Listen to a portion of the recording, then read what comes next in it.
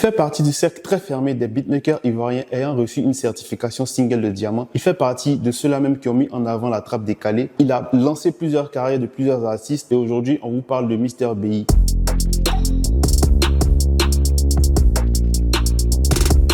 Près de 20 ans après ses débuts dans la musique, Mr BI vient d'obtenir l'une des plus hautes certifs, à savoir un single de diamant pour avoir produit Love You de Taiki et Dadju. Oh baby, I love you. Mr. BI. Mr BI démarre la musique en 2004. Il a tout juste 14 ans. Il est accompagné de ses amis du quartier avec lesquels il forme un groupe. Comme lui-même l'explique, c'est après plusieurs séances avec JC Karma, l'ingé son, que naît en lui ce besoin de pouvoir créer des instruments.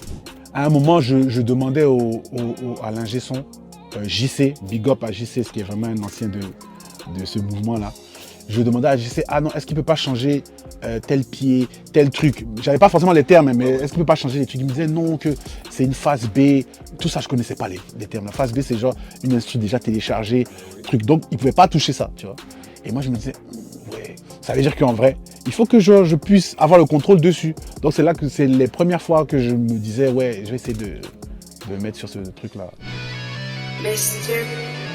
BI.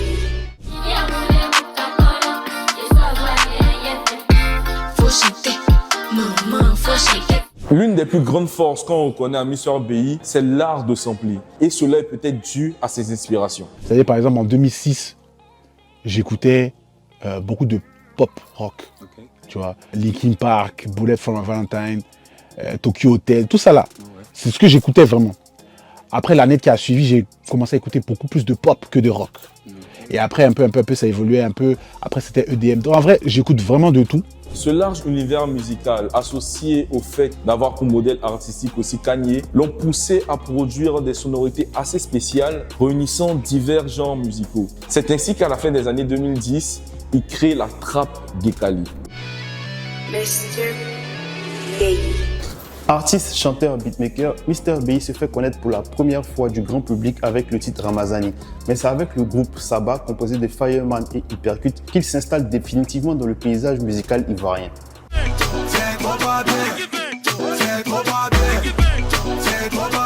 Il enchaîne des hits à sonorité trap décalée et baile funk. Il fait rentrer pour la première fois Fier de Bior au studio et participe grandement à l'explosion du groupe Frères Sang.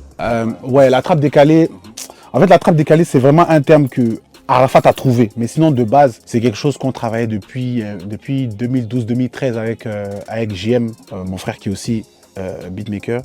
C'est le fait de mélanger des rythmiques coupées-décalées, percussions coupées-décalées, rythmiques coupées-décalées, avec de la trappe, des instruments trap, tu vois. Et ça, je me suis inspiré de ça en écoutant un beatmaker qui s'appelle Sango. Je crois qu'il est américano-brésilien, si je ne me trompe pas. Hein. Mais lui, sa spécialité, c'était qu'il mélangeait le folklore brésilien à de la trappe. C'est-à-dire qu'il prend le folklore brésilien, il prend la baile funk et il met de la trappe, tu vois. Et ça a vraiment fait un tic dans ma tête. Écoutez ça, je me suis dit, mais pourquoi on ne peut pas faire ça ici? Donc moi, j'ai commencé à faire ça. La première fois que j'ai fait une prod comme ça, c'était sur une prod. C'était genre j'avais samplé une prod de Cannavaro, gros beatmaker aussi, qui a fait ah, remue la bouteille, ouais, hein, voilà. Et quand je lui ai fait écouter, il m'a dit ouais c'est lourd et tout. Et je me suis dit ah il y a un truc à faire, tu vois. En ce moment il n'y a même pas encore ça. Donc on bossait un peu ça dans l'ombre et tout et tout. Et après j'ai commencé à essayer d'assumer carrément le fait de mettre la baile funk, de mélanger au coupé décalé. C'est là que le premier artiste qui a mis ça en valeur c'était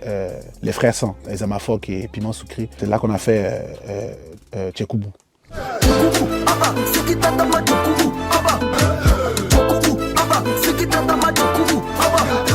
En effet, en produisant le titre Tchekoubou, il crée un univers musical propre à Ezama Foko et Piment Sucré. Mr. BI.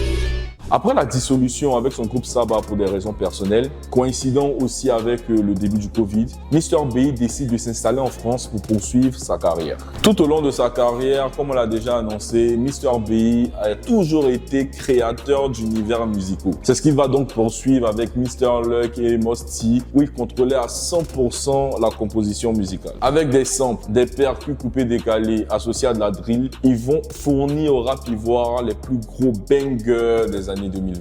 Enfin, du début des années 2020.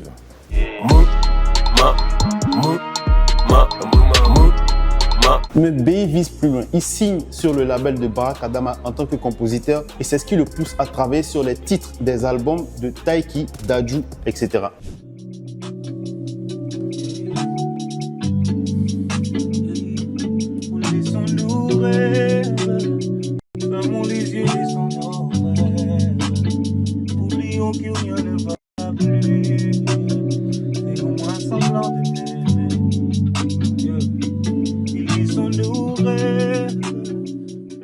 Après plus de 20 ans de carrière, son travail est enfin récompensé avec une multitude de certifications or, platine, diamant.